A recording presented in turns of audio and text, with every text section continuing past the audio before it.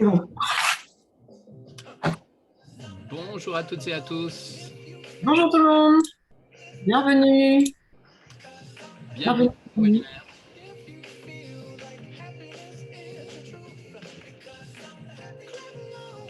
Ça y est, je vois les gens qui arrivent.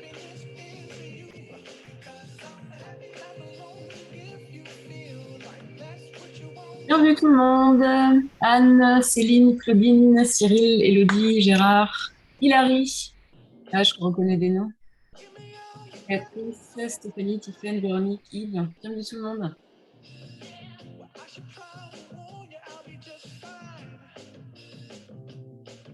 Oui, Nathalie, il semblerait qu'on ait quelques fans. Hein. Il y a des gens qui nous suivent sur chaque webinaire. Bienvenue à tous. N'hésitez pas à nous dire dans le chat, donc dans la partie discussion, d'où vous venez, de quelle ville de France ou de quel endroit du monde, parce que des fois on a des personnes à l'étranger. Voilà, de dire d'où vous venez et puis peut-être dans quel type d'organisation vous travaillez. Ça nous aide. Et aussi, si vous avez le temps de nous dire comment vous avez pris connaissance de ce webinaire. Pascal, bienvenue Pascal. Italie, ah bah oui, on a, voilà. Comme je disais, il y a des personnes qui sont à l'étranger, c'est drôle. J'espère qu'il fait beau en Italie. Luxembourg, ok. Ouais. Bonjour à Lydia et Véronique. Béatrice de Paris. Florence de Rennes. Hilary, qu'on connaît bien de Rennes. Saint-Brieuc, info sur LinkedIn. J'ai utile au niveau pro et perso, oui, tout à fait. Bonjour tout le monde.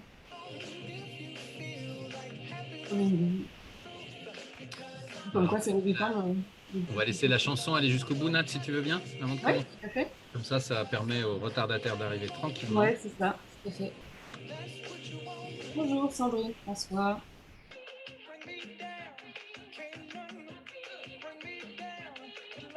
Bonjour Céline de Cholet, Vendée, Arras. Arras, c'est dans le nord, ça, je crois. Hein. Ouais, c'est ça.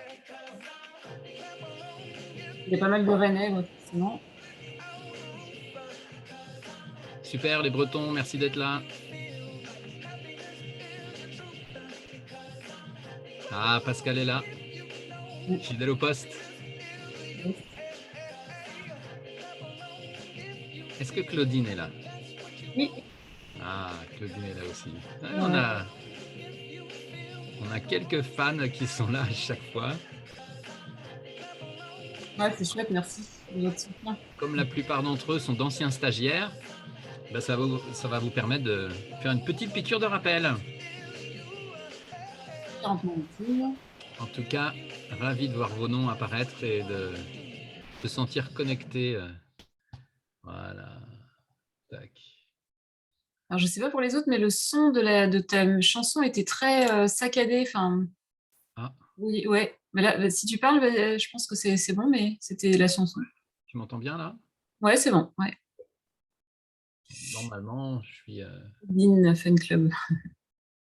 Cécilia Paris. Très bien. Eh bien, c'est parti. Bienvenue à tous. On est très heureux de vous accueillir une nouvelle fois dans ce webinaire. Donc aujourd'hui, c'est Yanis qui va intervenir, à qui je vais donner la parole plusieurs fois, sur la thématique. Peut-être tu peux commencer d'ailleurs à partager ton écran, comme ça on verra en même temps le visuel du webinaire. Management, changer de posture en passant de surveiller à veiller sur. Voilà, tout un programme. Alors, un petit mot sur Yanis. Yanis, il est formateur, consultant, il habite à Rennes et il accompagne les organisations à passer justement d'un mode de management ou de gouvernance, de passer du surveiller à veiller sur, s'assurer que les équipes fonctionnent bien en coopération, en toute bienveillance, et tout en ne négligeant pas, en mettant l'accent sur l'efficience. Voilà. Est-ce que tu veux ajouter quelque chose, Yanis? J'ai un peu improvisé pour ta présentation. Oh, c'est bien. Ouais, ça te paraît bien? Ouais, ouais. Et voilà, et moi je fais à peu près la même chose sur Angers. Et donc on travaille ensemble depuis plusieurs années avec Yanis et c'est toujours un grand plaisir de vous accueillir dans ces webinaires. Eh bien Yanis, on part pour quelques minutes, je te donne la parole et puis après, si vous avez des questions, je vous invite à les poster dans le chat. On les lira au fur, enfin pas au fur et à mesure, mais en tout cas on les prendra en considération et on y répondra à la fin de la prise de parole de Yanis. Et pour les réactions aussi, il y aura des moments où on donnera la parole aux personnes qui souhaitent partager leurs expériences et leurs points de vue. Yanis, c'est à toi. Merci Nathalie. Alors, ravi d'être avec vous, ravi de voir que vous êtes nombreux à nous suivre. Et puis, sans doute, j'ai l'impression que la moitié des gens inscrits à être présents, donc sans doute que les autres regarderont ce webinaire en replay. Pour commencer, moi, je voulais vous dire pourquoi j'avais choisi ce titre, changer de posture en passant de surveiller à veiller sur. En fait, pour la petite histoire, c'est à la fin d'une formation où j'étais dans une entreprise avait formé tout un tas de managers. L'un d'entre eux, un de mes stagiaires, me dit « Mais Yanis, ça y est, j'ai compris. En fait, ce que tu essayes de nous dire depuis 2 jours, c'est qu'il faut qu'on change de posture et qu'on passe de surveiller à veiller sur. » Alors, j'ai trouvé ça très joli, un poil poétique. Et je me suis dit « Ah ouais, je vais réutiliser cette chose-là. » Parce qu'effectivement, ça parle bien, en fait. C'est vraiment exactement ce dont on essaye de parler dans les formations qu'on donne, Nathalie et moi, sur cette question de management bienveillant et de gouvernance plus coopérative. Donc, voilà un petit peu l'histoire de ce titre. Et puis, au-delà de l'histoire du titre, en fait, pourquoi j'en suis arrivé dans ma vie à me passionner pour ces questions-là, c'est parce que je vais en parler un petit peu tout à l'heure, je vais parler de moi et vous allez voir que ça n'a pas toujours été facile.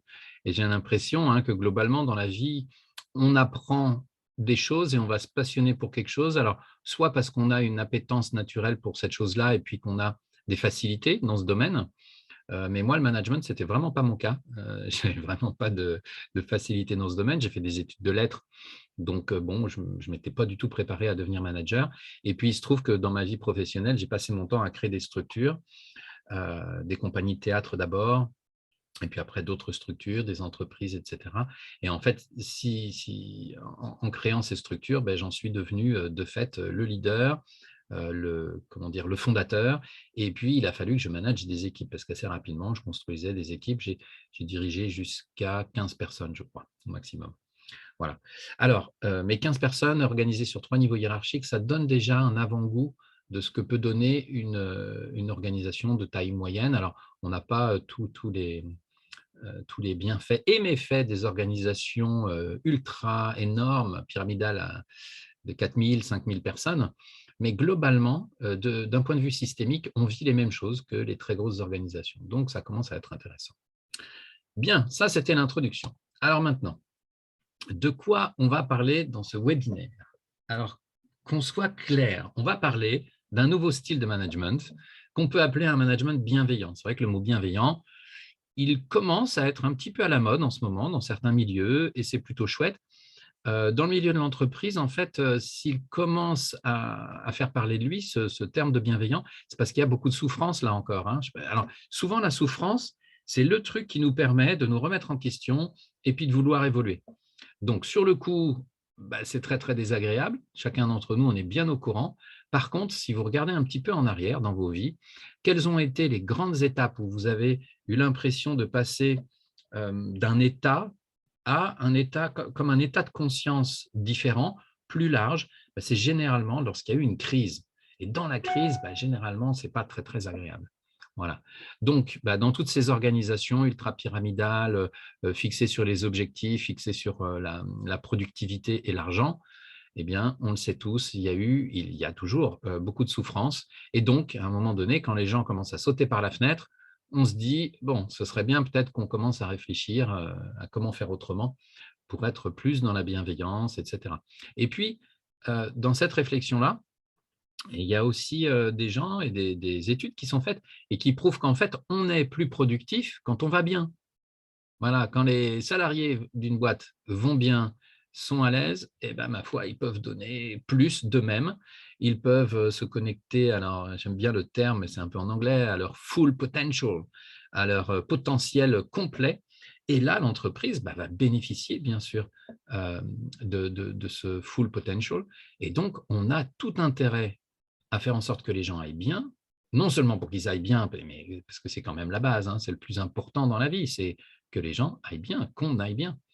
Et puis, on va en plus, à court terme, je ne sais pas, mais en tout cas à moyen et long terme, c'est certain, on va s'y retrouver aussi en termes de productivité. Donc, on va pouvoir parler de manager bienveillant dans ce webinaire. Et je vais vous parler maintenant des synonymes. Et je vais vous inviter, dans votre tête, à ne pas faire de différence, pas trop de différence entre tout ça, en fait. Il y a des amis de l'Université du Nou qui parlent de leader, souteneur, coopératif. Donc là, vous voyez qu'on a 3 notions quand même. Il y a la notion manager, il est transformé en leader. Ça ne veut pas rien dire. Il y a quand même des différences entre ces termes. Mais je nous invite à faire quelque chose de global de tout ça et de se dire, OK, donc un manager bienveillant est aussi un leader, souteneur. Il soutient. Alors, il soutient qui? Les gens de son équipe, mais il soutient aussi le projet, la vision, on va en parler tout à l'heure. Et puis coopératif, parce que ça, vous allez voir, c'est un petit peu des règles à apprendre, des techniques, tout un tas de choses que je vais vous partager dans ce webinaire qui vont nous permettre de vivre dans un paradigme, dans une ambiance beaucoup plus coopérative. On va sortir des jeux de pouvoir et des relations compliquées entre les personnes. Alors, un autre synonyme, ça pourrait être premier lien sociocratique. Pour ceux qui nous suivent depuis longtemps, vous savez que Nathalie et moi, on est formés à la sociocratie et qu'on diffuse ce mode de gouvernance. On fait tous les deux partie du Centre français de sociocratie où on a pris des responsabilités.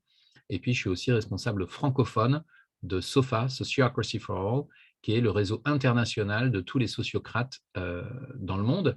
Alors, sociocrate, ce n'est pas très beau, hein. Et si c'est la première fois que vous venez à un de nos webinaires, peut-être vous découvrez le mot et le mot n'est pas extraordinaire, mais ce qu'il y a derrière est vraiment intéressant. Et aujourd'hui, vous allez voir que je vais beaucoup m'inspirer, encore une fois, de la sociocratie pour vous parler de cette posture de manager.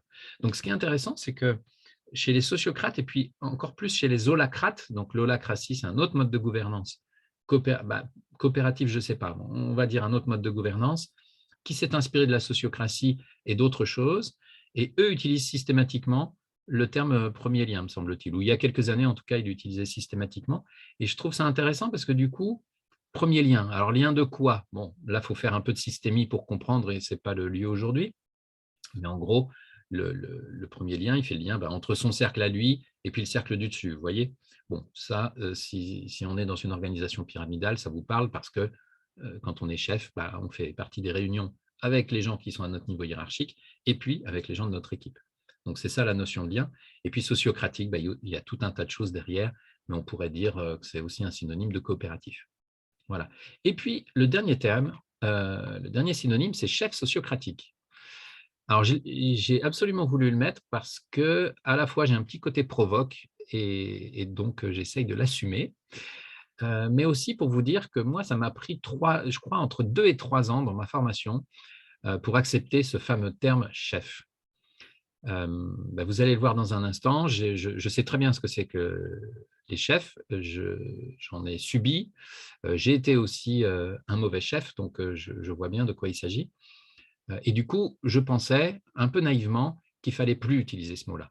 Que dans ce mot-là, il y avait la notion de soumission à l'autorité, de prendre le pouvoir sur, etc. Et donc, il fallait l'éradiquer, en fait. Et ça m'a pris 2 ans pour comprendre qu'en fait, non. Un chef sociocratique ou un chef coopératif, c'est la même chose qu'un leader souteneur coopératif. Et il y a une notion dans le mot chef qui est plus forte que dans les notions de premier lien, où là, on ne sait pas trop ce que c'est, de leader souteneur ou de manager. Ça se rapproche de manager peut-être. C'est la notion de verticalité. Mais on va voir ça en fin de webinaire. Donc, on avance. Voilà, on va parler de tout ça. Et alors, avant d'embrayer vraiment sur ce que c'est, j'avais envie de vous dire qu'est-ce que ça n'est pas. Alors, j'ai commencé à dévoiler des choses à l'instant, mais je vais en dévoiler un peu plus. Alors, l'inverse d'un leader souteneur coopératif, ce serait quoi? Eh bien, on le connaît tous, c'est le petit chef. Le petit chef autoritaire, exigeant, contrôlant, égotique, qui confond son image avec le résultat. Alors, tout à l'heure, c'est Nathalie qui a trouvé l'image à gauche en me disant « Oui, est-ce que tu crois qu'on peut oser ?» J'ai dit « Oui, oui, tout à fait. » Parce que ça me parle de moi, en fait. C'est-à-dire que ce premier petit chef, c'était moi lors de ma toute première expérience professionnelle quand j'ai créé ma première compagnie, avec des idéaux de coopération, de changer le monde, etc. Sauf qu'en fait, mon ego s'est complètement confondu avec l'image de la compagnie. Alors, c'est assez rigolo. Je me rappelle d'ailleurs une petite anecdote où une cliente, un jour, appelle au bureau et puis elle tombe sur ma secrétaire et j'entends ma secrétaire juste à côté de moi qui dit: «Mais vous voulez parler à qui?» Et la personne lui dit: «Je voudrais parler à monsieur Yanis», et elle dit le nom de la compagnie. Alors, la secrétaire était embêtée. Elle dit: «Non, vous voulez parler à Yanis Camus de la compagnie Intel». Et la personne dit: «Non, non, je veux parler à Yanis avec le nom de la compagnie». Voilà, et puis elle dit: «Non, non, je vous explique, ça, c'est la compagnie et le directeur, c'est monsieur Yanis Camus». «Ah d'accord, bah, passez-moi monsieur Yanis Camus».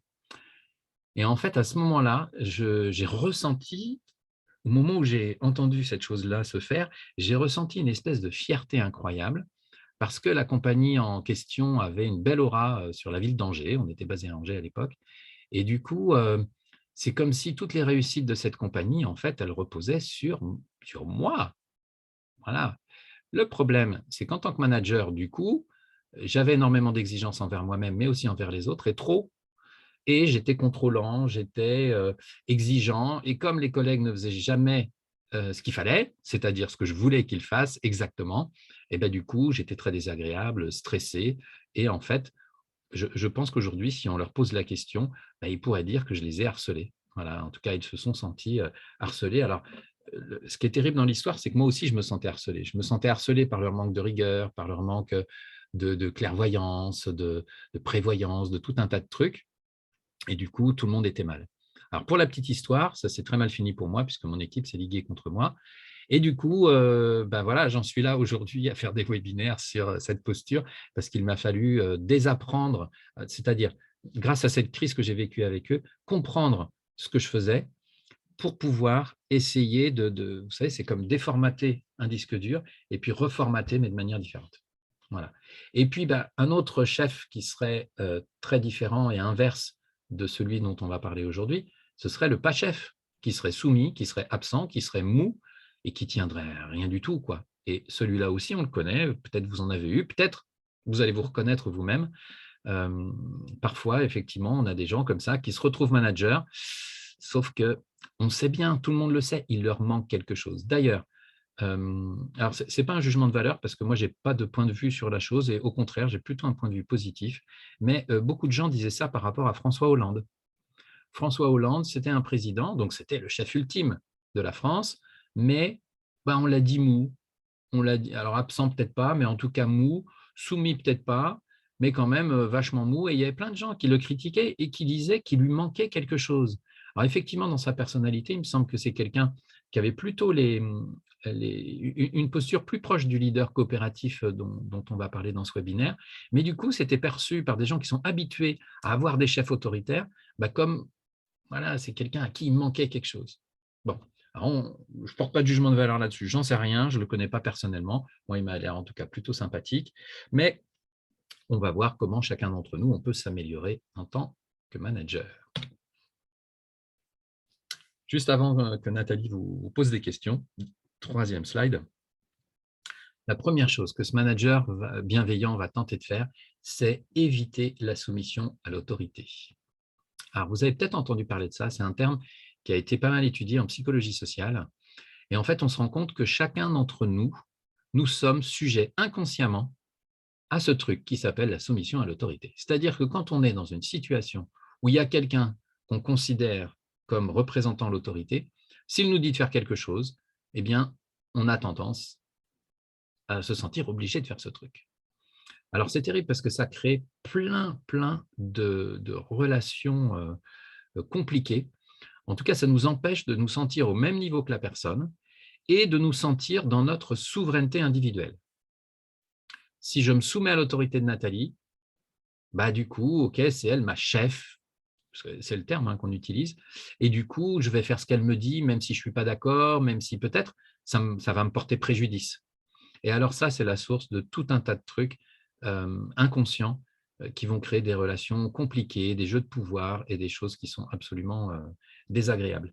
Et alors, le souci, on pourrait dire, bah oui, mais c'est le chef, du coup, qui utilise son autorité, du coup, qui impose ce truc-là.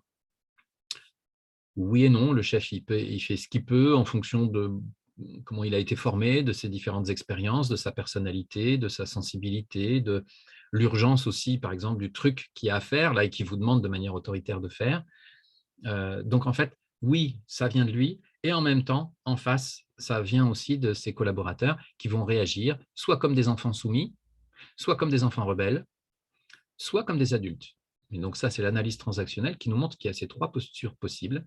Soit je me soumets effectivement, et donc je tombe dans le panneau de la soumission à l'autorité, soit je me rebelle, parce que hors de question, je déteste l'autorité, et donc voilà, je règle des comptes avec des choses peut-être que dans mon enfance j'ai mal vécues, du coup ça ne marche pas très bien et il n'y a pas de coopération, soit je me considère comme adulte, comme au même niveau que la personne qui est en face de moi, qui est mon chef par exemple, et puis je vais lui dire si ce n'est pas possible pour moi ou si je suis plutôt contre le fait de faire ça, et je vais être assertif, je vais utiliser ma souveraineté individuelle pour lui dire, et on va avoir une relation qui sera beaucoup plus équilibrée. Donc en tout cas, en tant que manager, c'est ça qu'on va chercher. C'est éviter de prendre le pouvoir sur les autres. Donc, on ne donne aucun ordre jamais. Voilà. Alors, bah, si, j'ai fait quelques expériences quand même dans ma vie où j'ai eu des chefs qui donnaient des ordres et qui ne comprenaient pas que je leur tenais tête, quoi, que je leur disais non, non, j'aimerais qu'on en discute. Donc, j'essayais d'être en posture adulte. Sans doute que ce n'était pas bien ajusté. Il y avait dans mon énergie vraisemblablement quelque chose d'assez confrontant. Si bien que là, j'ai une histoire en tête où là, je suis rentré dans un conflit très, très fort et très puissant avec ma chef, où ça ne l'a vraiment pas fait. Voilà. Donc, le manager, il va proposer et n'impose jamais. Donc, si en face, ça résiste, OK, il va utiliser sa capacité d'écoute pour comprendre pourquoi ça résiste en face. Il va essayer de faire parler la personne, de la questionner. OK, je te demande de faire ça. Pour moi, ce n'est pas grand-chose, mais je vois que ça résiste. Qu'est-ce qui se passe pour toi? Voilà. Et donc là, il va falloir faire preuve, si possible, d'empathie. Donc, il y a un outil qui est chouette pour développer son empathie, c'est la communication non violente. Ceux qui ne connaîtraient pas, je vous invite à chercher sur Internet, à faire des stages. C'est absolument merveilleux comme outil. Et c'est une bonne porte d'entrée aussi vers toute cette dimension du management bienveillant. Voilà. Et un dernier point, c'est que je ne peux pas licencier. En fait, si vous avez le pouvoir de virer quelqu'un dans votre équipe, de fait, les gens vont être soumis à votre autorité. Donc, il faut que ce soit clair pour tout le monde que vous n'avez pas le pouvoir de virer quelqu'un seul. On pourrait en parler plus longuement. Là, on ne va pas avoir le temps dans ce webinaire, mais c'est important de se doter d'outils pour se permettre de licencier quelqu'un quand vraiment ça ne va pas, quand on ne peut pas soutenir cette personne pour qu'elle fasse son travail et qu'on a donné tout ce qu'on pouvait, etc., et qu'on voit que cette personne n'est pas au bon endroit, c'est important qu'on puisse se séparer. Mais par contre, ce n'est pas le manager qui va avoir le pouvoir de licencier cette personne seule. L'idéal, c'est de mettre en place un process de groupe pour gérer ça en groupe. Voilà. Et que les gens, dans votre service, sentent qu'en réalité, ce n'est pas le chef qui a ce pouvoir-là, le pouvoir est partagé, en fait. Et chacun d'entre nous, on a ce pouvoir-là, et c'est ensemble qu'on va prendre la décision de se séparer de quelqu'un, par exemple. Voilà. Je ne vais pas plus loin. Nathalie, je crois que tu voulais poser une question. Oui, merci Yanis pour ce partage. Et ben sur cette question de la soumission à l'autorité, avec Yanis, tout à l'heure, on s'est dit que ce serait intéressant de vous entendre sur… Alors déjà, est-ce que ça vous parle? Voilà, si jamais vous avez des questions pour mieux comprendre ce qu'a dit Yanis, n'hésitez pas à les poser, pardon. Et sinon, est-ce que dans, on va dire, le dernier mois qui s'est passé, est-ce que vous avez le souvenir d'un moment où vous vous êtes soumis à l'autorité de quelqu'un? Alors, si vous n'avez pas envie de nommer cette personne, voilà, vous pouvez juste dire oui ou parler du contexte un petit peu ou de ce que vous avez vécu, de ce qui s'est passé. Et, ou à l'inverse, est-ce que vous avez soumis quelqu'un à votre autorité, et donc une personne qui a accepté de se soumettre à votre autorité? Parce que, à mon sens, si je peux me permettre, Yannis, c'est toujours une question de ce qui se passe dans une relation, cette question d'autorité. C'est quand il y a une personne qui soumet une personne à l'autorité, il y a une personne en face qui accepte aussi de se laisser soumettre. Et du coup, est-ce que vous avez vécu ça? On peut se sentir soumis à la disposition des clients, il y a Sandra qui dit. Qu'est-ce que tu en penses, Yanis? Dans la relation commerciale, par exemple? Ouais, bah, si Sandra le dit, c'est vrai, hein, sans doute qu'elle l'a vécu. Par contre, je ne comprends pas trop quand elle dit à la disposition des clients, je ne sais pas ce qu'elle veut dire exactement. Mais on peut imaginer effectivement qu'un client, parfois, fait un peu pression sur nous et nous, on veut lui vendre, en tout cas, moi qui vends des services, ça m'est arrivé effectivement, de me dire: «Bon, je sais ce qu'il faut, c'est ma méthode». Moi, je vends ma méthode, quoi, je vends ma manière de faire et puis le client essaye de tordre le truc, quoi. Il me dit: «Non, non, je veux pas que vous fassiez comme ça, je veux que vous fassiez comme ça». Alors maintenant, j'essaye de trouver la bonne posture face au client, Sandra, et c'est de lui dire: «Ben, c'est quoi vos objectifs?» Voilà, et ben vous, vous restez fixé sur vos objectifs et moi, je suis responsable des moyens, de comment je vais atteindre, ces objectifs avec vous. Et donc j'essaye d'être dans cette relation dont on parle, hein, c'est vrai, coopérative, même si je ne suis pas du tout leur chef, là, on est dans un autre type de relation, mais de dire: «OK, ben, ma méthode, c'est ça et je vérifie quand même. Est-ce qu'elle est adaptée à votre contexte, à votre équipe?» Et puis parfois le client va me dire: «Ah non, pas tout à fait, parce que pour telle raison, faut». OK, bon, bah, regardez, hop, et en fait, ce qui se passe, c'est que là où il y a quelques années, j'étais pas très expérimenté et j'avais besoin, pour me sentir en sécurité, de maîtriser les choses, de dire: «Non, c'est ma méthode» et c'est pas au client de diriger et de me dire ce que je dois faire. Lui, il me donne juste les objectifs et moi ensuite je déroule ma méthode. Bah, aujourd'hui, avec l'expérience, je sais que, OK, il y a ma méthode qui est intéressante et qui est réfléchie et qui a donné des résultats, mais je peux être souple aussi. Et donc dans cette posture de manager, qu'on recherche, je pense que c'est ça. Moi, le manager que j'ai été jeune, bah, j'ai fait mes armes, hein, comme tout le monde quand on a, 25 ans. On fait ce qu'on peut, on a plein de peurs, de ne pas réussir, que ça ne marche pas, et cetera. Donc, bah, je pense que si je suis tombé dans le travers d'être trop autoritaire, et cetera, c'était lié à ça. Aujourd'hui, à 47 ans, bon, bah, j'ai moins peur de tout ça. Je vois que je peux faire des conneries, mais qu'il y a moins de risques que je fasse des bêtises si je suis vraiment à l'écoute de mon équipe ou de mes clients, en fait, et qui vont me donner des informations que je ne possède pas. Parce que aussi intelligent que je sois, et je vous jure que je le suis énormément, hein, vous l'avez bien compris, mais aussi intelligent que je sois, je ne peux pas être plus intelligent que si j'ouvre mes oreilles, j'observe ce qui se passe et que je demande aux gens: «Expliquez-moi la complexité du contexte. Comment vous voyez le contexte?» Parce que moi, je le vois, mais de manière un peu, réduite malgré tout, hein, malgré mon intelligence. Voilà, je vois le monde comme ça. Si tout à coup j'écoute les gens, toc, voilà, et plus je vais écouter de gens qui vont m'expliquer la situation, plus je vais comprendre la complexité du monde et du coup, ça va nous permettre de prendre des décisions meilleures. Voilà. De rien, Sandra. Alors là, il y a des réactions dans le chat. Est-ce que tu les lis? Oui, tu vois, Yanis? Ouais. Alors en mode conférence participative, on a une petite règle. Donc d'ailleurs, j'ai un peu dérogé à la règle là en lisant la réaction de Sandra et en invitant Yanis à réagir.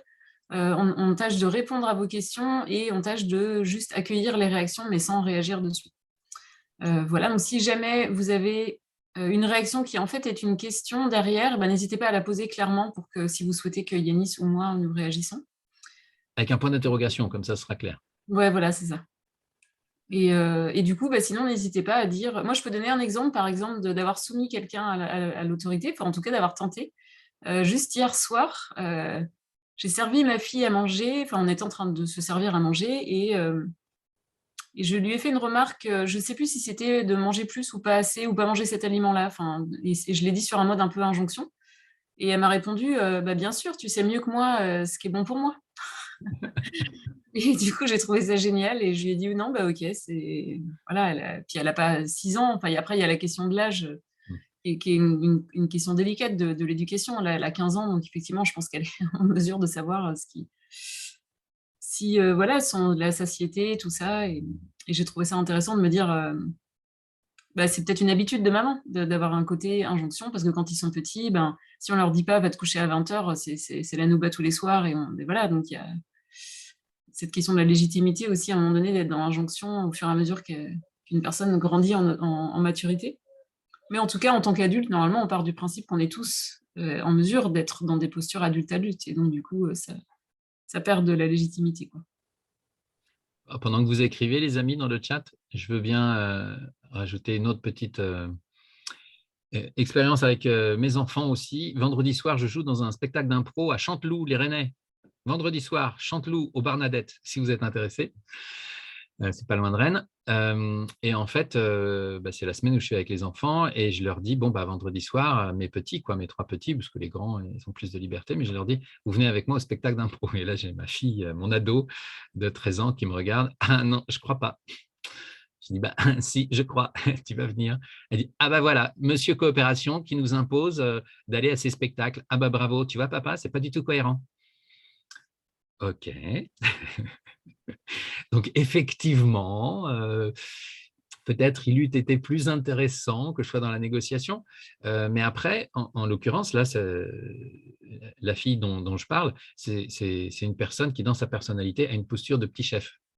Donc, en fait, entre nous, c'est compliqué parce que c'est qui le chef? C'est soit elle qui prend le pouvoir et qui prend les décisions et il n'y a pas de négociation et elle ne me prend pas en compte. Soit je tente, et ça fait des années que je tente, de dans la posture dont je parle aujourd'hui, et en fait, ça ne marche pas, en tout cas, rarement. Soit c'est moi qui prends le pouvoir, et là, pour vendredi, j'ai décidé, c'est moi qui prends le pouvoir, et voilà. Donc, on n'est pas à 100% congruent dans nos vies avec ce qu'on raconte dans les webinaires, mais on fait du mieux qu'on peut, et en tout cas, dans le champ professionnel, avec les adultes, c'est vraiment important de se poser toutes ces questions. Il y a 2 questions qui ont apparu. Je lis la question, Yanis? Ouais. Alors, parcours de réflexion assez similaire à Yanis, une prise de conscience récente et très sincère de se positionner autrement. N'ayant travaillé que dans de très grandes structures, très hiérarchisées, très infantilisantes, il est urgent de changer les modes de fonctionnement. Aujourd'hui, patron petit chef, je tente de faire montre d'assertivité, mais mon impatience doit se deviner comment mieux faire. Waouh, subtile cette question. Aujourd'hui, un patron, donc elle parle d'elle, Béatrice, hein? C'est toi le patron petit chef? J'imagine que oui. Écoute, sur la partie assertivité, il semblerait que tu n'aies pas de difficulté. Tu vois, si tu te dis patron petit chef, le petit chef, il est ultra assertif, il est trop assertif. Donc, tu n'es pas d'accord, Nat? Vas-y, dis Nat. Non, l'assertivité, c'est ni la domination, ni la passivité, ni la manipulation. Donc, pour moi, on ne peut pas être trop assertif, on peut être trop dominant, par contre. C'est peut-être ça que tu voulais dire. Ouais, du coup, comme il y avait dans la même phrase petit chef et assertivité, j'ai interprété le mot assertivité dans le sens de je dis ce que je veux de manière très forte, quoi. Et ce qui est bien, hein, il faut être assertif dans la vie, comme dit Nathalie, c'est pas de la manipulation, c'est pas tout ça. Sauf que si tu es le chef. Excuse-moi, Yanis, elle a répondu, elle a un chef autoritaire et c'est elle qui se montre asservie. Elle parlait de son chef à elle. Ah, Elle tente de faire montre d'assertivité, c'est-à-dire qu'elle tente de sortir de justement ok. la passivité, par exemple. La D'accord. passivité, ouais. Ouais, bon, alors, ok. Donc là, quand on a un petit chef au-dessus de soi, la question, c'est comment on peut réagir parce que tu fais preuve, effectivement, tu tentes de faire preuve d'assertivité, donc ça, c'est le bon chemin. C'est-à-dire que l'assertivité, tu essayes de lui montrer que tu es en posture adulte face à un autre adulte, sauf que lui, s'il est dans une posture où il refuse ce type de relation parce qu'il considère dans sa tête, et c'est souvent inconscient, hein, qu'il est au-dessus de toi, qu'il est le papa et que tu es la fille et que tu dois obéir, alors effectivement, ça devient compliqué. Ton impatience doit se deviner comment mieux faire. Alors, si j'ai un conseil à te donner, ce serait de prendre le temps, vraiment calmement, de poser sur papier toutes les émotions qui te traversent, que tu mettes aussi sur papier tous les événements concrets qui ont eu lieu, d'abord de manière factuelle. Tiens, le mois dernier, j'étais dans son bureau, il m'a demandé de faire tel dossier, machin. Enfin, tu vois, tu écris de manière factuelle. Et ensuite, tu écris les émotions que ça t'a créé. Donc, en fait, je m'inspire de la communication non violente, là. Hein. Tu peux même, pour vider ton sac, écrire, faire une colonne, tu écris tous tes jugements. Quel sale con, c'est un petit chef, etc., ce que tu veux. Ensuite, tu rayes tous tes jugements négatifs sur lui, d'accord? Et symboliquement, c'est pas mal de se dire, OK, je pense ça de lui, il y a une part de moi qui pense ça de lui, mais en fait, il n'est pas que ça. Et peut-être là, il est comme tous ces chefs qui font leurs armes ou qui galèrent et qui ne sont pas bons, OK. Mais il a une capacité aussi à apprendre. On le sait, il va apprendre s'il y a une crise, mais peut-être qu'il y a moyen qu'il apprenne sans passer par le mode crise. Pour ça, il va falloir, et ce sera ça mon conseil, que tu prennes rendez-vous avec lui et que tu prépares bien les choses, si possible sur papier, et que, alors quand je dis que tu prépares bien les choses, c'est que tu essayes de te mettre dans la part de toi qui est sage, en fait. Tu vois, qui voit les choses de haut, qui n'est pas dans les émotions. Parce que si tu fais appel aux émotions, alors ça va être compliqué, il va y avoir des jugements qui vont sortir et tout ça. Si tu arrives à te mettre dans ta part de sagesse, qui regarde ça avec distance, tu vas pouvoir dire, OK, qu'est-ce qui serait bien pour moi et qu'est-ce que j'aimerais dans notre relation et qu'est-ce qui ne me convient pas. Et dans ton énergie, quand tu vas le rencontrer, il va y avoir quelque chose d'assez apaisé où il devrait sentir qu'il n'y a pas d'agressivité, que pour autant, il a en face de lui quelqu'un d'assertif qui est dans sa souveraineté individuelle et qui ne va pas se mettre au-dessus de lui, qu'il n'est pas dans un combat de coq. Et donc, dans tes mots, il va falloir le rassurer aussi là-dessus, pour dire, écoutez, moi, j'ai beaucoup de mal avec la relation qu'on a en ce moment, en essayant de ne pas le rendre responsable de tout le truc, mais j'ai du mal avec cette relation que vous me proposez en ce moment, et voilà ce que j'aimerais mieux. Donc, faire des propositions concrètes. Voilà, quand on travaille sur un dossier, j'aimerais qu'on fasse plutôt comme ça. Avant de prendre une décision, j'aimerais bien que vous puissiez me concerter, qu'on voit ensemble. Et puis, bah, tu vois, on va le voir un petit peu tout à l'heure, je vais en parler, mais trop rapidement dans ce webinaire, il y a la notion de consentement qui est très importante en sociocratie. L'idéal, ce serait ça, ce serait de pouvoir lui dire, écoutez, avant toute décision qui me concerne, qui va avoir un impact sur moi ou mon équipe, il est important pour moi que vous vérifiez que je consens, en fait. Et donc, je vais vous expliquer. Ne pas consentir, c'est avoir une objection, c'est quelque chose de fort. Ce n'est pas simplement ne pas être d'accord.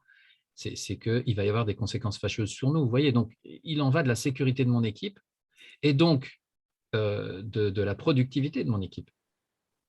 Et si on lui parle avec ces mots-là, si tu captes aussi un petit peu ces valeurs, eh bien, tu vas pouvoir, tu vois, te mettre un peu sur sa montagne, comprendre ce qui est important pour lui et lui dire, regardez, on a intérêt à coopérer. Voilà. Dans un premier temps, c'est ça. Et puis, si ça ne marche pas, c'est quitter la boîte, c'est faire comme ont fait mes collègues, vous vous liguez contre lui et vous le virez. Mais là, on n'est plus du tout dans quelque chose de coopératif, ma foi. Mais en même temps, le côté non coopératif, je dirais, parfois, c'est bien de faire appel à son cerveau, vous savez, animal, quoi. Quand on est en danger, et si tu es à 2 doigts du burn-out ou d'être vraiment très mal, tu as le choix. Soit tu quittes, si c'est plus simple pour toi et c'est peut-être plus rapide. Mais si tu veux faire évoluer les choses en interne et que tu penses que c'est tout le monde qui va mal et qu'en fait, c'est à cause de lui, et bon, vous essayez d'en parler gentiment, il ne comprend pas. Bon, on passe à d'autres phases qui, du coup, sont moins coopératives. Et l'idéal, ce serait presque de le prévenir. On fait la première phase où on tente de négocier. Il ne veut pas négocier, il reste dans son truc. OK, on lui dit, bon, bah, écoutez, on est désolé, mais du coup, là, on est contraint, on ne sait plus comment faire, donc maintenant, on va passer dans une phase de confrontation. OK, on va au conflit. Et on le prévient. On ne fait pas un truc dans le dos, parce que le truc dans le dos, ça va générer plein de trucs qui vont l'empêcher de comprendre en profondeur. Il va se sentir tellement trahi. Non, il n'y a pas de trahison. On va se confronter à toi parce que ton comportement, ta posture n'est pas juste. Et donc, on assume. Voilà.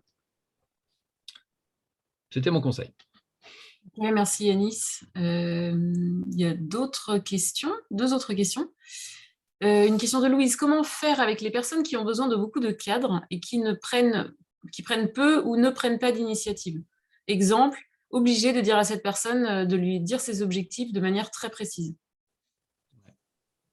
Et il y a une autre personne qui avait ajouté, intéressée par cette réponse, certaines personnes ont une posture d'attente envers le manager et l'approche co-construction tombe à l'eau du coup. Ouais. En fait, j'ai l'impression qu'il y a 2 types de personnes. En tout cas, dans mon expérience, c'est un petit peu ce que j'ai observé. Il y a les personnes qu'on vient de recruter, qui sont toutes jeunes, qui n'ont pas d'expérience et qui sont dans cette phase où elles doivent prendre des responsabilités, elles ne sont pas sûres d'elles. Donc, dans ce cas, il va falloir les rassurer, leur donner des responsabilités malgré tout, même si elles sont là en train de nous demander, etc. Et leur dire clairement, non mais attends. Alors, je vais en parler un petit peu tout à l'heure. Dans un instant, il y a des slides qui vont un petit peu apporter des billes là-dessus. Moi, j'ai confiance en toi. Donc voilà, je te donne cette responsabilité-là. Est-ce que tu te sens capable de décider seul? Non? OK, pourquoi? Qu'est-ce qui te manque?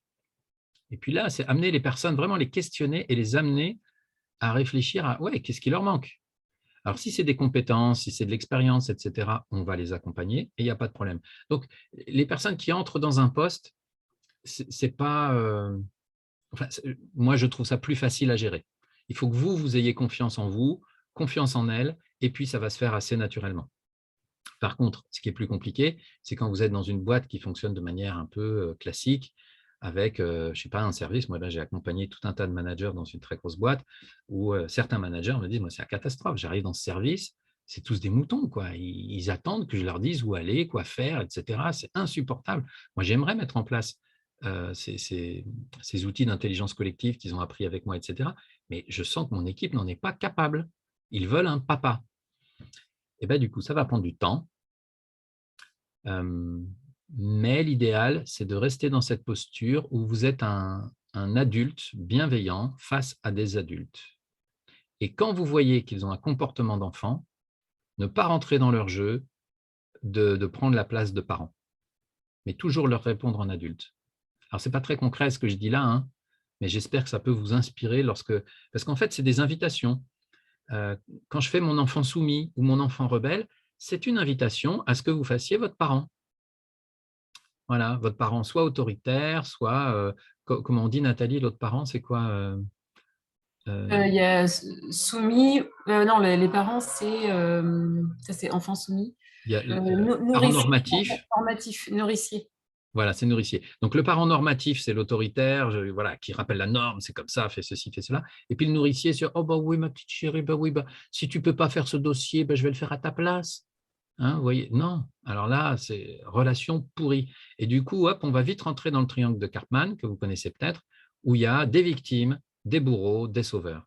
Et là, quand on est là-dedans, c'est foutu. Ça va être très compliqué d'en sortir. Donc, pour éviter ça, c'est tenter de répondre en adulte. Et l'adulte, puisqu'il est souteneur, ce manager, il va poser des questions. OK, qu'est-ce qui vous empêche de faire ça? Ouais. Ah, vous avez peur que peut-être, si ça ne se passe pas bien, ça vous retombe dessus. OK. Ça veut dire quoi vous retomber dessus? Concrètement, qu'est-ce qui peut se passer? Est-ce que vous pourriez avoir un blâme, une punition? Parce que moi, je vous rassure, hein, je ne mets pas de blâme, je ne mets pas de punition. Je suis là pour vous soutenir. Donc, l'autre question que je peux poser, c'est qu'est-ce qu'il faudrait pour que ce soit possible pour vous que vous preniez cette responsabilité-là? Alors, il y a des cerveaux qui vont freiner, hein, qui vont freiner dur. Et puis, il y a des gens chez qui, peut-être, malgré tous vos efforts, vous n'y arriverez pas. Et c'est là où, alors je ne sais pas, dans les grosses boîtes, parfois c'est très compliqué. Dans des plus petites boîtes, moi, ça m'est arrivé une fois, d'être confronté à une personne pendant 2 ans à peu près. J'ai accompagné cette personne pour dire, écoute, je vois que ça ne va pas. Dans le boulot, non seulement tu n'atteins pas tes objectifs, mais tu en es très, très, très, très loin. Et je pense que cette personne avait vraiment des gros, gros soucis dont elle ne nous avait pas parlé, en fait. Et je dis, écoute, qu'est-ce qu'on peut faire? Qu'est-ce que je peux faire pour t'aider? Et c'est ça, tiens, d'ailleurs, je fais un peu de pub pour la série Netflix New Amsterdam, parce que c'est la phrase qu'utilise le directeur de New Amsterdam, qui est le plus grand hôpital de New York, c'est « Qu'est-ce que je peux faire pour vous aider ?» Ça, c'est génial, c'est la phrase. Donc, si vous avez un truc à retenir, c'est ça. Qu'est-ce que je peux faire pour t'aider? Pour te permettre de prendre cette responsabilité, de faire les choses, d'aller de l'avant, etc. Et puis, si en face, on a des gens vraiment qui refusent, moi, au bout de 2 ans, j'ai jeté l'éponge et j'ai été voir cette personne, je lui ai dit, bon, écoute, on en a déjà parlé plusieurs fois, tu vois, et en fait, je suis désolé, mais je ne suis plus à la hauteur. Voilà, en tant que manager, je ne suis plus à la hauteur, je ne sais plus comment te soutenir. Donc, je te propose qu'on arrête là. Ça n'a pas été facile, c'est quelqu'un que j'aimais beaucoup, mais on s'est séparés parce que je n'étais pas capable de manager cette personne. Et j'ai même plus cherché au bout d'un moment les raisons. J'imagine qu'il y avait des problèmes psy ou je ne sais quoi, mais peu importe. Le truc, c'est que moi, en tant que manager, je ne pouvais pas aider cette personne à atteindre ses objectifs. Et c'était un gros problème pour la structure. Petit point horaire, il est 13h16. Il y a encore des slides et il y a encore des questions.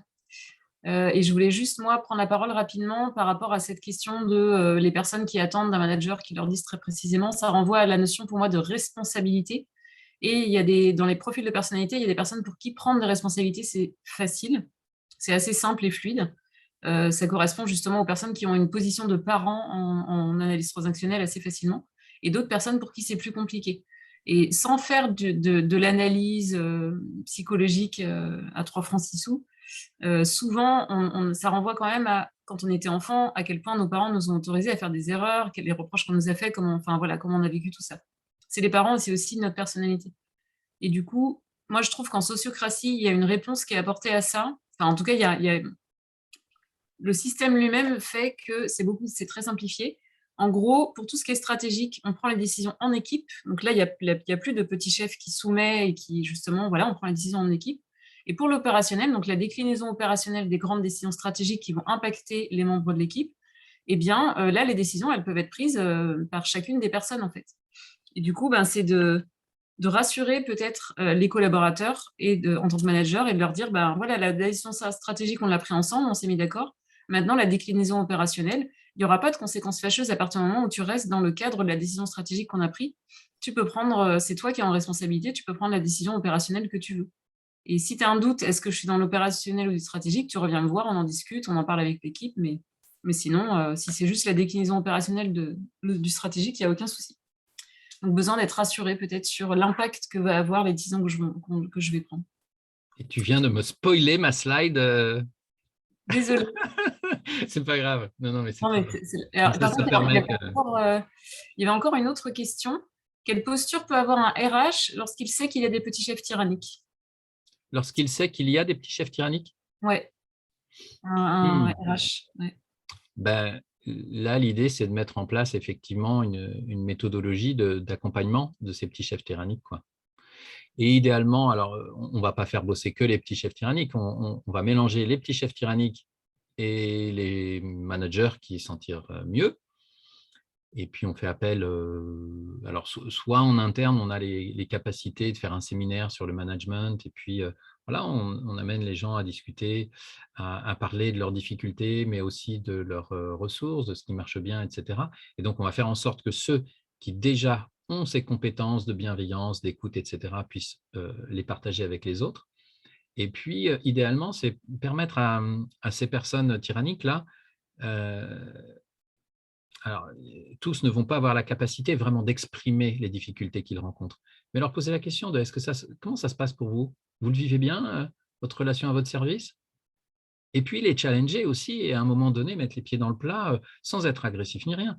Et dire bon, parce qu'on a quand même, au niveau RH, pas mal de retours compliqués. Alors, on ne va pas faire ça là, pour le coup, devant tous les managers, hein. Ça va être compliqué pour l'ego de la personne de se sentir un peu jugé, critiqué, et tout ça.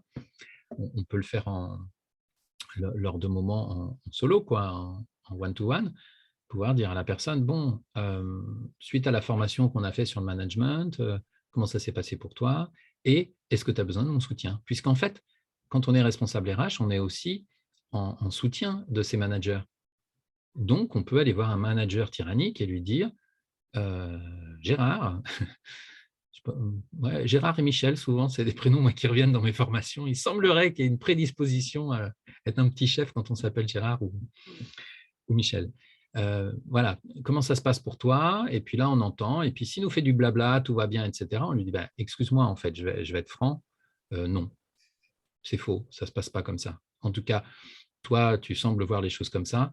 Nous, on a des retours, non, ça ne va pas. Et il y a des choses qui me paraissent graves. Voilà, et il y a des gens dans ton équipe qui ne vont pas bien. Et je vais te demander,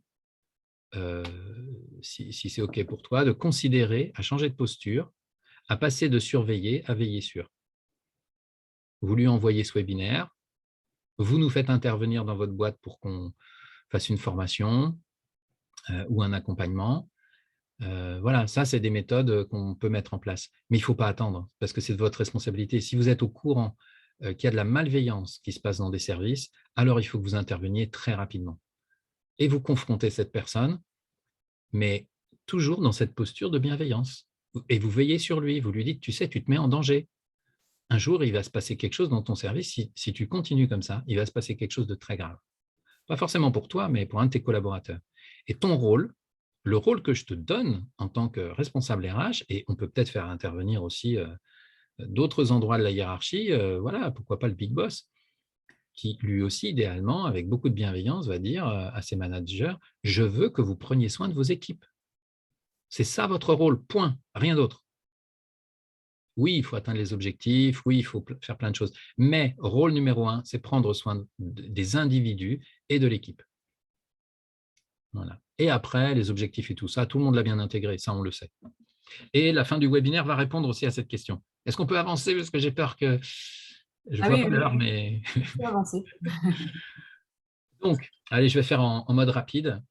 Sur cette slide-là, moi, ce que je préconise, c'est d'utiliser les outils d'intelligence collective. Alors, on en entend de plus en plus parler. Il y a différentes formes d'intelligence collective. C'est intéressant. Là, il y a des gens maintenant qui se spécialisent sur cette notion-là et qui décrivent qu'il y a vraiment différentes formes. Avec Nathalie, on maîtrise tout un tas d'outils qui permettent d'animer des réunions de manière beaucoup plus conviviale, beaucoup plus sympathique et beaucoup plus efficace. Donc, c'est ça qu'on appelle l'intelligence collective. Idéalement, quand on est manager, on va déléguer l'animation des réunions. Parce que sinon, vous avez le rôle de manager, vous savez que tout le monde potentiellement peut se soumettre à votre autorité. Si en plus vous animez les réunions, ça fait beaucoup de pouvoir entre les mains de la même personne et c'est difficile de bien gérer ça. Alors que si vous déléguez l'animation des réunions, ça c'est un truc très facile et concret, les gens vont se dire « Ah tiens, le chef, du coup, pendant les réunions, il est au même niveau que nous. Ah, c'est plutôt agréable ça. » Et alors attention, vous allez déléguer l'animation des réunions et vous allez dire à l'animateur, si je parle trop, tu me coupes la parole. Et tu le fais, vraiment. Il faut que l'animateur soit le chef de la réunion. Ce n'est pas vous, en tant que manager, qui êtes le chef de la réunion. Pendant les réunions, vous êtes au même niveau que vos collaborateurs. Vous ne parlez pas plus, vous n'apportez pas forcément plus d'idées ou quoi, vous êtes au même niveau. Et vous demandez à votre animateur de trouver les moyens que le groupe ressente ça. Et donc, si vous êtes comme moi très extraverti, il faut que l'animateur vous coupe la parole. Et vous le remerciez à chaque fois qu'il vous coupe la parole parce que vous parlez trop. Voilà. Du coup, il va falloir former vos animateurs, forcément, aux techniques de ce type d'animation. Et puis, si au départ, l'animateur, malgré sa formation, il arrive, puis voilà, c'est les débuts, il faut persévérer et vous le soutenez. Même si ça ne se passe pas très, très bien, les premières réunions, vous êtes toujours là pour le soutenir. Et si vous voyez qu'à un moment donné, il fait un truc un peu foireux dans son animation et que les gens se retournent contre lui, qui commencent à s'énerver, alors vous recadrez. Là, vous utilisez votre autorité de chef, votre légitimité de chef, pour dire hop, hop, hop, hop, hop, s'il vous plaît, on respecte l'animateur. Et donc, en aucun cas, vous vous opposez à l'animateur. Jamais. Ça, ce n'est pas possible, puisque vous respectez le fait que c'est l'animateur qui a l'autorité pendant la réunion. Voilà. Alors, vous pouvez quand même, si à un moment donné, il fait vraiment quelque chose d'énorme, moi, ça m'est arrivé, de voir un animateur prendre le pouvoir sur une réunion, de pouvoir lui dire, excuse-moi, je demande la parole, ouais, ok. En fait, là, il me semble que tu es en train de mélanger ton rôle d'animateur et ce que tu penses toi, puisque tu es un membre de l'équipe, et du coup, tu es en train de prendre le pouvoir. Là.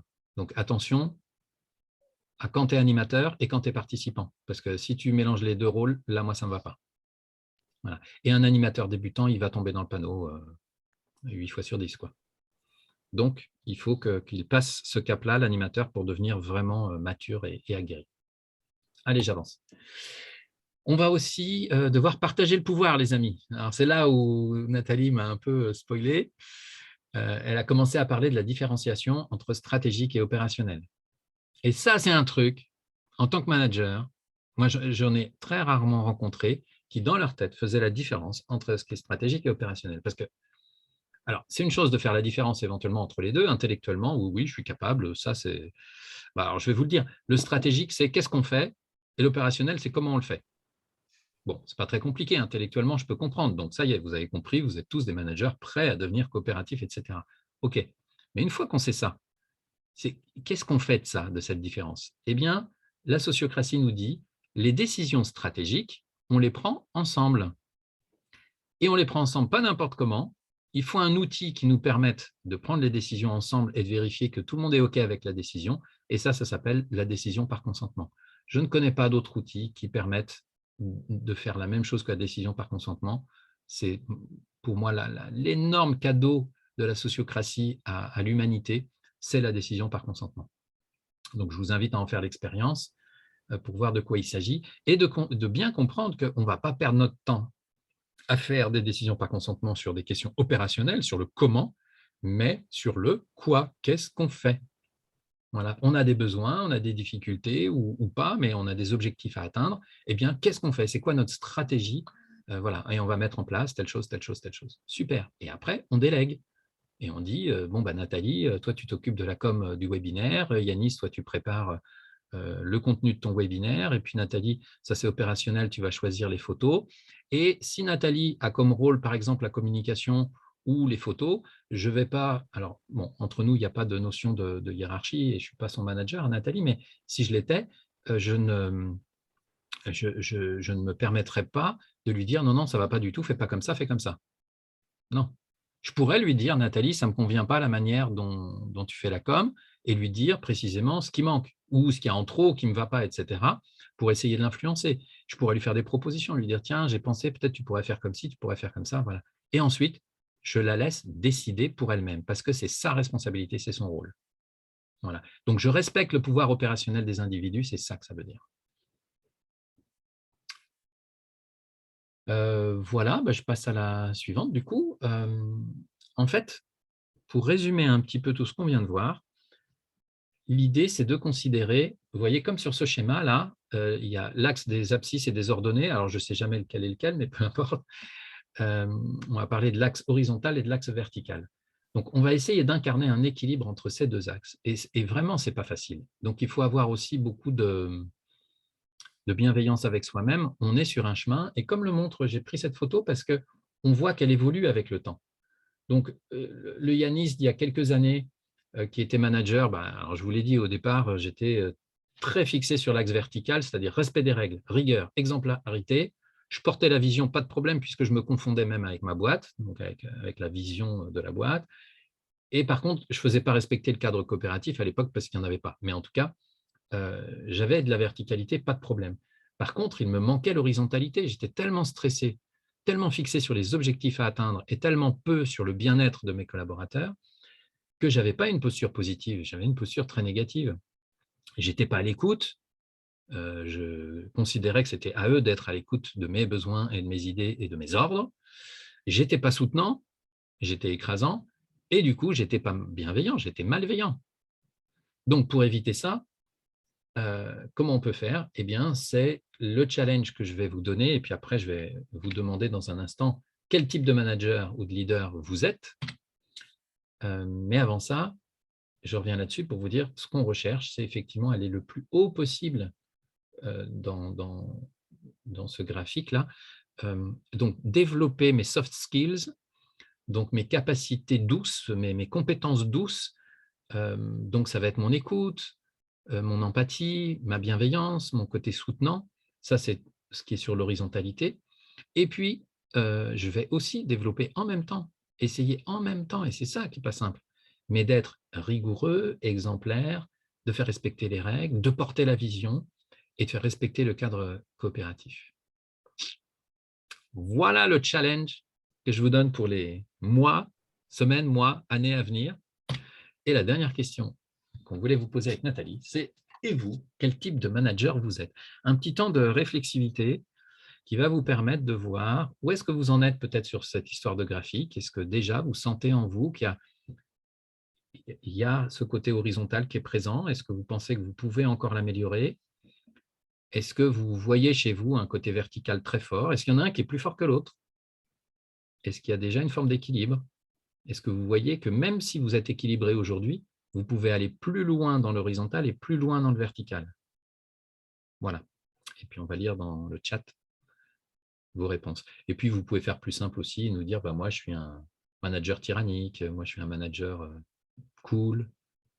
Enfin, tout simplement mettre des adjectifs derrière le mot manager ou chef, ou premier lien, ou leader. C'est vous qui choisissez d'ailleurs quel terme vous sied le mieux. Bon, je vois que tout le monde n'est pas à fond en train d'écrire. Qu'est-ce que vous faites? Vous êtes parti? Vous êtes parti manger? C'est peut-être pas forcément évident ça demande peut-être un peu de réflexion. Ah, ça y est. Ah, ça y est. S'il y a des questions, n'hésitez pas non plus. Et puis là, on arrive vers la fin du webinaire. Et s'il y a des personnes qui souhaitent prendre la parole, parce que c'est plus simple de s'exprimer à l'oral, n'hésitez pas à le dire. Par contre, Yanis, je n'ai pas la main pour donner la parole aux gens. C'est toi qui as le statut de… Ouais. Alors, le truc… Ou alors, je ne me rappelle plus comment faire, mais là, je ne vois pas. En fait. Ouais, moi, je pense que je peux voir. Alors, on va faire ça. Je vous invite à écrire dans le chat, à répondre à ma question, quel type de chef, leader ou manager vous êtes. Et donc, je vois qu'il y a quelqu'un qui écrit, par exemple, moi, j'aime pas le terme chef, Sandrine, malgré ce que j'ai dit en introduction, elle aime toujours pas le mot chef. Eh ben, OK, dans ce cas, je t'invite à dire si tu te sens plutôt manageuse, leader ou autre chose, coordinatrice, bref, ce que tu veux. Et puis à rajouter quelques adjectifs éventuellement derrière ou comme d'autres personnes, à écrire des phrases un peu plus complètes pour qu'on sente un petit peu. L'idée de toute façon, c'est que vous puissiez vous poser la question à vous et que vous ressortiez de ce webinaire en étant un peu plus au clair sur quel type de chef, manager, leader vous êtes et aussi comment vous pouvez déployer un petit peu cette histoire de manager bienveillant. Voilà, sur l'histoire des 2 axes, s'il y a effectivement de la possibilité de s'améliorer ou si vous êtes déjà super au top. Il y a une question, Yanis, qui est apparue. Dans mon cas, je suis trop dans l'horizontalité et j'aimerais travailler sur la verticalité. Mais comment ne pas partir dans trop de verticalité? Quels indicateurs peuvent m'alerter? Bah, les indicateurs sur la verticalité, c'est assez simple, hein. Tu es à l'écoute de tes collègues, tu vas vite le sentir. Par contre, il y a un outil très simple qu'on utilise systématiquement, et c'est encore un truc qui est issu de la sociocratie et qui est très, très chouette, c'est les rondes d'ouverture et surtout les rondes de clôture. À la fin de chaque réunion, alors au début de chaque réunion, on fait une ronde d'ouverture, on demande aux gens comment vous vous sentez globalement en ce début de réunion, et puis si vous avez des attentes par rapport à la réunion, bon, ça ne répond pas trop à ta question. Par contre, en fin de réunion, si tu as peur d'avoir été trop vertical, tu vois, bah, c'est dire aux gens, voilà, je vous invite, ou tu demandes à l'animateur de faire ça, de dire comment ça s'est passé pour vous cette réunion, et attention, on se dit tout. Donc, s'il y a des choses qui ont été mal vécues, vous le dites. Et c'est à ce moment-là où tu peux demander à l'animateur, dire oui, est-ce que je peux rajouter un truc? C'est si vous m'avez trouvé trop, alors du coup, ce n'est pas assertif, mais trop cassante, trop verticale, etc. J'ai besoin de l'entendre, est-ce que vous pouvez me le dire? Voilà. Et là, les gens vont doucement te le dire. Alors, je dis doucement parce que dans une organisation qui aurait pris de très mauvaises habitudes et où la soumission à l'autorité est très forte, ils ne vont pas le faire tout de suite, il ne faut pas rêver. Ça va prendre du temps, il va falloir que tu répètes la question plusieurs fois. Si tu sens que, tu vois, avec quelqu'un, c'est un peu compliqué et que tu dis, tiens, c'est peut-être lié au fait que je sois trop vertical, va voir cette personne en individuel. Et tu lui dis, écoute, je sens en ce moment, entre nous, je ne sais pas si tu le sens comme moi, mais c'est moins fluide qu'il y a quelques mois. Et je me demandais, est-ce que c'est lié peut-être au fait que je suis un peu trop fixé sur les objectifs et tout ça? Enfin, tu vois, parce que je travaille ma posture en fait en ce moment, j'essaye d'être plus dans ma verticalité, je sens que j'en ai besoin et que l'équipe en a besoin, mais peut-être je ne le fais pas bien et j'ai besoin de tes retours en fait. Est-ce que tu peux me dire comment toi tu vis le truc? Alors ça demande quand même quelque chose, hein, les amis. Là, je le dis comme ça, c'est simple, mais moi, ça fait des années que je travaille là-dessus et maintenant, je crois que maintenant, c'est devenu assez facile pour moi. Je peux le dire dans quasiment toutes les circonstances, mais peut-être pas toutes quand même. Mais je sais qu'au début, si on m'avait dit ça, mon Dieu, il faut être capable d'accepter sa vulnérabilité, capable de se dire, je ne suis pas le super manager du siècle, quoi. Je ne suis pas le Superman du management. Et j'ai besoin que mes équipes me fassent des feedbacks. Mais aussi, pour que je sois capable de les accueillir du mieux possible, il faut que ce soit dans un cadre bienveillant, sécurisé.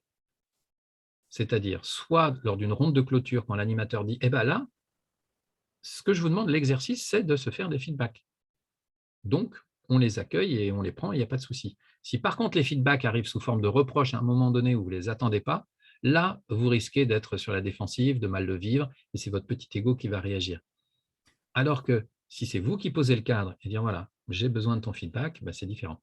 Pour les managers qui font des entretiens annuels, rien ne vous empêche pendant l'entretien annuel avec votre collaborateur de faire 2 parties. Il y a la partie sur le collaborateur, vous êtes en soutien. Alors, il se trouve qu'en sociocratie, on a aussi un outil coopératif pour faire ça qui est vachement bien.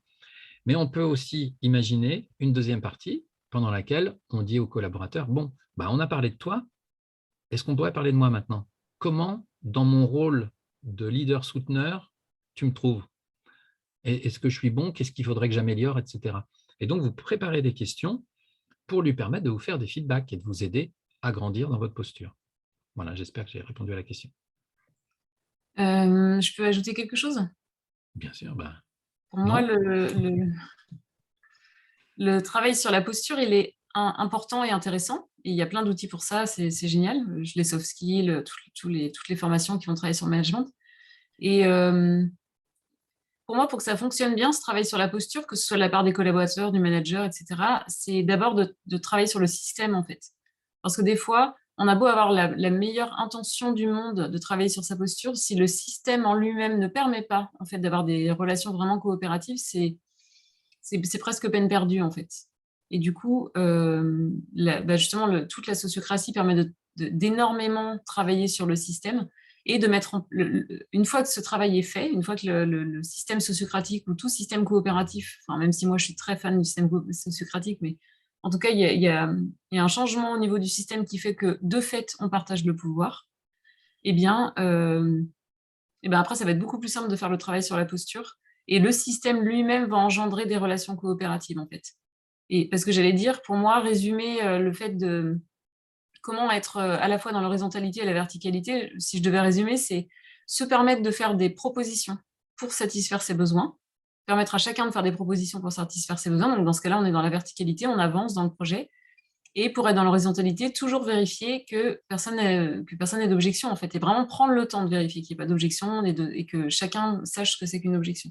Et ça, un système sociocratique le permet de fait et encourage les individus. Et du coup, la posture d'elle-même change, en fait, au fur et à mesure. Voilà ce que je voulais partager. Il est Peut-être on très... pourrait dire, ouais, en résumé, puis après, on va donner la parole à une ou deux personnes qui aimeraient nous faire un petit feedback, justement, hein. On va prendre les feedbacks, on va donner l'exemple. Donc, préparez-vous, si vous voulez nous donner un feedback, il suffit de cliquer quelque part pour prendre la parole. Vous levez la main et puis je vais le voir et je vais vous donner la parole. Voilà, j'espère que vous voyez où on peut lever la main. Moi, ce que je voulais vous dire, c'est ça, ce que vient de dire Nat, en fait, c'est qu'il y a 3 axes sur lesquels travailler. Si on veut devenir un super manager, on peut travailler sur sa posture, ça peut faire que du bien et ce webinaire, il était vraiment sur ce sujet-là. Mais si on veut vraiment encore améliorer les choses, il faut travailler sur la systémie, sur la manière dont on est organisé et en particulier sur la manière dont on organise la prise de pouvoir, quoi. Enfin, la notion de pouvoir, le partage du pouvoir.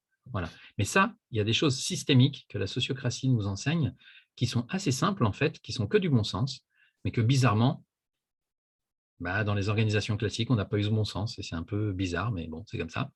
Il a fallu attendre les années 70 pour qu'un être humain, pouf, ait une prise de conscience et dise « Ah, mais attendez, on va peut-être faire différemment ». Donc, il y a la question de la posture, il y a la systémie, et puis il y a les outils, en fait, les outils concrets d'animation de groupe, d'animation de réunion. Si on a ces 3 pattes qui fonctionnent bien sous notre tabouret, eh ben, le tabouret, il va être super solide. Voilà. Si vous êtes un super manager mais qu'il n'y a pas la systémie, c'est un peu ce que… Il y a une question qui est posée comme ça. Je suis dans une organisation où il y a une politique RH des années 80, etc. Ben oui. Donc, vraisemblablement, il y a dans le fonctionnement des règles qui sont complètement obsolètes, voilà, qui vont t'empêcher, tu vois, sur ton tabouret, ben, il y a vraisemblablement une patte en moins, quoi.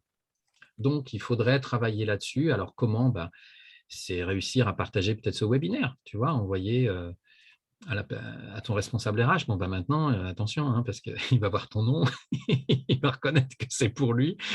Donc, peut-être ce n'est pas intéressant ce webinaire-là. Peut-être, je ne sais pas, on intervient chez vous, on vient faire une conférence, on vient faire un atelier, un séminaire, des choses comme ça. Et puis, en conclusion, ouais, c'est peut-être ce que j'avais envie de dire, Nathalie, c'est si vous voulez avancer sur tout ça, si vous pensez que vous avez la ressource en interne, faites-le, mais forcément, si vous faites accompagner, vous allez aller beaucoup plus vite, beaucoup plus loin, parce qu'il y a des gens dont c'est le métier, entre autres Nathalie et moi, et qui sommes passionnés par ça et qui, tous les jours, ne pensons qu'à ça. Donc, forcément, on est censé être voilà, un petit peu aguerri sur la question et pouvoir bien vous accompagner. Donc, est-ce que quelqu'un a levé la main? Pour l'instant, je ne vois personne. Et comme on a dépassé le temps de déjà 10 minutes, on a perdu 6 personnes, je crois, mais on a encore pas mal de monde. Alors, est-ce que quelqu'un aimerait nous faire un feedback et nous dire, en positif et ou en négatif constructif, qu'est-ce que vous avez pensé de ce webinaire? C'est-à-dire, si vous avez trouvé ça génial, dites-le nous, ça va nous faire plaisir, et Nathalie et moi, ça va nous permettre de gagner confiance en nous et d'avoir envie de refaire plein de webinaires et de vous partager plein de nos connaissances. Si, à contrario, vous avez trouvé ça absolument nul, prenez la parole aussi pour nous le dire, mais surtout, si vous apportez des critiques, ce qui est, enfin, dans l'idéal, nous dire que c'était pas terrible, bon, bah, c'est une chose, mais l'idéal, c'est d'être assez précis sur qu'est-ce qui vous a paru pas terrible, et puis qu'est-ce qu'on aurait pu faire pour améliorer la chose. Voilà. Et puis, si vous voulez pas prendre la parole et que vous devez partir, mettez-nous un petit mot dans le chat, mais j'aimerais bien quand même qu'on entende une ou deux personnes. Et ce n'est pas forcément nos fans, hein, ce n'est pas forcément Pascal ou Claudine. Ça peut, si personne ne veut prendre la parole, ça peut être Hilary aussi, mais ça peut être quelqu'un d'autre. J'aurais une petite préférence pour que ce soit quelqu'un d'autre, mais si personne ne lève la main, je vais leur donner la possibilité de nous partager ça, de nous partager ce qu'ils pensent aussi. Il y a des personnes qui partent au fur et à mesure qui nous disent au revoir dans le chat. Ouais, je vois ça. Et Allez, ben, c'est soyez pas timides. Ah ben voilà, ils sont timides. Alors, comment faire pour donner la responsabilité aux gens? C'est un peu la question de tout à l'heure. Ça nous ferait plaisir, Nathalie et moi, d'entendre une ou deux personnes nous dire ce qu'elles ont pensé de ce webinaire. Ah, Florence, tu commences, et puis après, Anita. Florence, c'est à toi. Tac. Tu nous entends, Florence? Ah, ton micro semble Vous coupé. m'entendez? Ouais, voilà, super. Bon. Merci à vous, c'était super intéressant. Alors, beaucoup n'ont pas osé parce que c'est pas facile de prendre la parole. Voilà. Moi, j'ai trouvé votre webinaire très intéressant. Bon, il y a plein de choses, effectivement, voilà, qu'on a déjà entendues, mais ça fait toujours du bien de se rappeler ces choses-là. Je trouve que c'est aussi intéressant de voir que votre parcours, voilà, vous a fait passer par des expériences et qui aujourd'hui vous procurent ce regard, y compris critique, sur ce que vous avez été. Donc, c'est toujours intéressant. Et puis, voilà, c'était assez vivant. Et moi, j'ai pris pas mal de petites notes et je pense que je vais m'en servir voilà, dans les jours prochains pour essayer d'avoir une relation d'adulte à adulte avec des gens avec qui j'ai envie de communiquer sur ces sujets qui sont, pour moi, en tout cas actuellement, des vrais sujets. Voilà, des très questionnants d'ailleurs, même sur mon devenir même dans mon entreprise. Voilà. Si ça n'évolue pas, voilà. Donc, c'est un sujet d'actualité pour moi, donc je vous remercie. Super, Florence. Merci à toi pour ton partage. Et enfin, Anita. Tac. Anita, si tu peux mettre ton micro. Vous m'entendez? Ouais, on t'entend. Merci. Moi, je voulais dire que c'était aussi très bien, je plus ce qui vient d'être dit par Florence. J'ai beaucoup aimé votre retour d'expérience. C'est très parlant et puis c'est aussi des situations que j'ai pu rencontrer dans mes postes précédents. Pour ma part, dans mon entreprise, on est en holacratie avec toutes les difficultés qu'on peut rencontrer dans un système holacratique, dans une entreprise en grosse croissance et en évolution. Donc, tout ce que vous avez raconté, on le vit au quotidien. Si je pouvais apporter un petit feedback, peut-être un peu plus de concret, parce que vous disiez pas mal sur la sociocratie, sur la décision par consentement. Moi, je sais ce que c'est, mais c'est vrai que si on aurait pu en savoir un petit peu plus pour vraiment nous inviter à creuser le sujet et à vous recontacter. Moi, je sais ce que c'est, mais du coup, on reste un peu sur la fin en se disant, bah, qu'est-ce que c'est que ce truc de décision par consentement, et avoir une diapo juste en 2 minutes qui explique un peu le principe, c'est vrai que ça permet vraiment de rendre les choses très concrètes. Voilà, mais sinon, c'était super. Merci beaucoup, Anita, pour tes retours. Merci. Merci à tous. Bah, moi, j'ai fini, Nat. Je te laisse boucler la boucle. Très bien. Merci tout le monde pour votre participation. Excellente après-midi à vous.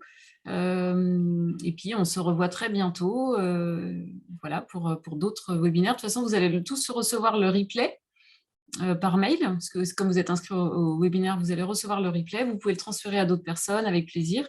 Et vous recevrez les invitations du coup aux autres webinaires. Voilà. Merci beaucoup à vous. Merci pour vos remerciements dans le chat. Merci beaucoup. Et merci pour le retour. À bientôt tout le monde. Et soyez de super managers, y compris avec vos enfants. Essayez, vous allez voir, c'est pas facile. Tout à fait. Merci beaucoup. Merci tout le monde. Bon après-midi. Bon, chouette. Nat, je te propose qu'on se prenne 15 minutes peut-être. Moi, je vais aller manger vite fait et puis après on débrief et on avance sur ce qu'on avait prévu. Tout à fait. On fait ça. Super. À tout On de suite. arrête l'enregistrement. Hop. Ah, et tu l'avais pas coupé. Ben non. Tant pis, c'est pas En grave. fait, c'est toi qui as la main. Tu as pris tu vois, au niveau du statut et du coup, je peux pas moi le couper. Ah, d'accord. Ok. Ouais. Alors, arrêtez l'enregistrement. Voilà, c'est fini.